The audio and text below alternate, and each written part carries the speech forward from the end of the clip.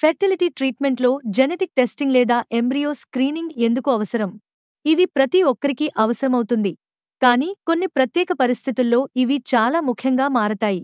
ఉదాహరణకు, వివాహమైన దాదాపు కొన్ని సంవత్సరాల తర్వాత కూడా గర్భం రాకపోవడం, తరచూ మిస్కెరేజెస్ అవ్వడం, కుటుంబంలో జన్యు సంబంధిత వ్యాధులు ఉండడం, లేకపోతే వయసు 35 ఏళ్లు దాటినప్పుడు. ఈ సందర్భాల్లో ఎంబ్రియోలో ఉన్న క్రోమోజోమల్ ఎర్రర్స్ ని ముందుగానే పరీక్షించడం చాలా హెల్ప్ అవుతుంది. పీజీటీ అని పిలిచే జెనెటిక్ స్క్రీనింగ్ ద్వారా ఆరోగ్యమైన ఎంబ్రియోస్ ని మాత్రమే ఎంపిక చేస్తారు. ఫలితం: గర్భధారణ అవకాశాలు పెరుగుతాయి, మిస్కెరేజ్ రిస్క్ తగ్గుతుంది, బేబీ కూడా జన్యు సమస్యల నుంచి సేఫ్ ఉంటుంది.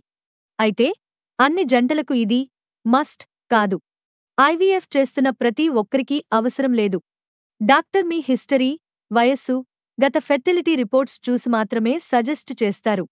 సింపుల్గా చెప్పాలంటే, జెనెటిక్ టెస్టింగ్ అనేది ఒక అదనపు భద్రతా పొర.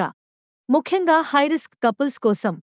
సరైన వ్యక్తికి సరైన టెస్ట్ చేస్తే సేఫ్ గర్భం పొందే అవకాశాలు మరింతగా పెరుగుతాయి. ఇలాంటి మరెన్నో ఆసక్తికరమైన సమాచారం కోసం మా ఛానల్ను సబ్స్క్రైబ్ చేసుకోండి.